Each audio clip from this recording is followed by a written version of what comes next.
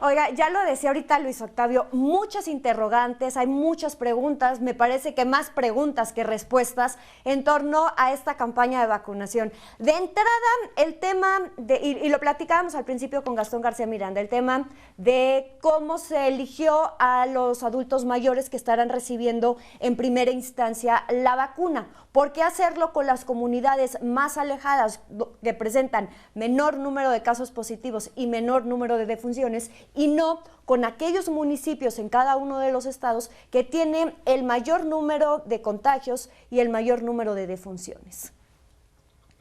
Por supuesto, mire, el hecho de que haya al menos ya 870,000 nuevas vacunas, porque esta vacuna es nueva, es decir, no había habido antecedentes que llegara a México, la de AstraZeneca, es una vacuna que va a requerir 2 dosis. ¿Y cuántas dosis se ocuparían de AstraZeneca para vacunar a los adultos mayores?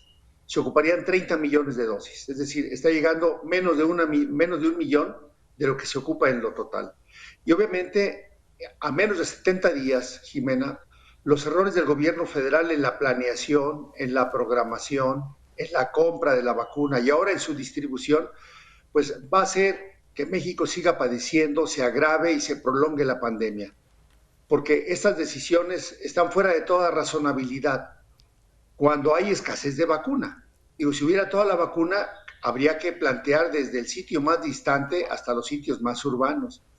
Pero ahorita usted mismo y el noticiero acaba de decir con claridad, por ejemplo, qué estados se conservan con un alto nivel de contagio. Este millón de vacunas podrían caber en una sola ciudad, sin tener que desgastar tantos viajes de las fuerzas aéreas, tanto dinero gastado a lo tonto por hacer un planteamiento estrictamente político. Es decir, si la meta era romper la cadena de contagio, así no lo van a lograr. Si la meta era disminuir la mortalidad de los adultos mayores con mayor riesgo, así tampoco lo van a lograr. Si la meta era hacer un aspecto racional de la vacuna, así no lo van a lograr. Y digo estas tres metas, Jimena, porque no son las planteadas por nosotros, son las planteadas en un documento presentado hace 70 días, que ha sido cambiado ya 5 veces hasta ayer, cuando el presidente dice con bomba y platillo que iba a iniciar ahora sí el nuevo plan de vacunación, cuando lo que anunció simplemente fueron las rutas logísticas para darnos cuenta cuánto va a gastar en aviones, en gasto de personal, en movimiento de Fuerzas Armadas, para hacer la primera aplicación francamente insostenible, insuficiente y obviamente con un aspecto totalmente electoral, Jimena. Doctor, y justamente me ganó la frase, estos anuncios que hacen con bombo y platillo cuando cada que llega cantidades de diferentes vacunas, se hace el gran evento, el gran anuncio, sin embargo, sin decir ellos, sin mencionar estos cambios que se han hecho en el plan. Ya hemos platicado con especialistas, dicen, pues es que estrategia no se puede llamar, es una estrategia, es un plan que se generó desde diciembre, que ha ido cambiando, que vemos que el mismo presidente ya retrasó 15 días la meta que se tenían para vacunar a todos los adultos mayores. ¿Cuál es el panorama que tenemos en nuestro país en un corto, en un mediano plazo? También tomando en cuenta que vemos cómo todos los países nos van pasando, siguen vacunando, y México lamentablemente se queda estancado, se queda rezagado. Es que este gobierno morenista ha cometido muchos errores, Jimena. El primero es que, fíjese, no, con los datos que ellos han presentado, habían dicho que habían comprado 190 millones. Después Marcelo Ebrard dijo 174. Ayer el presidente dijo 140. Y cuando nosotros pedimos por acceso a la información, que nos muestren los contratos para saber cuántas realmente compraron, pues las tienen ocultas por 5 años. Entonces no sabemos realmente cuántas vacunas han comprado, ni con qué compromiso los laboratorios han dicho que va a haber la entrega. No va a cumplir el presidente con los planes, porque no ha cumplido, le digo, en 70 días lo ha cambiado 5 veces el plan, el supuesto plan, porque no hay un plan. Mire, si la meta hubiera sido proteger al sector salud y a los profesionales, sabemos que hay un conjunto de médicos y enfermeras que fueron aplicadas con la primera dosis, bueno, y algunos siervos de la nación.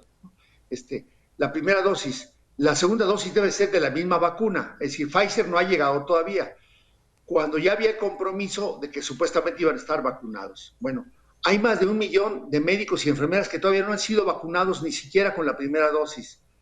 ¿Cuál hubiera sido la lógica si en vez de aplicar en esta a los adultos mayores, este 1,000,000 de dosis se reparte ahora sí en el resto de médicos, profesionales y gente de la salud con la primera dosis y guardar la parte para la segunda, o como se hizo en Inglaterra, vacunar a todos los que nos faltan del sector salud y luego ya los adultos mayores en las zonas de mayor riesgo y que no implique tanto movimiento de Fuerzas Armadas y de anuncios espectaculares y de fotografías recibiendo el cargamento en las zonas.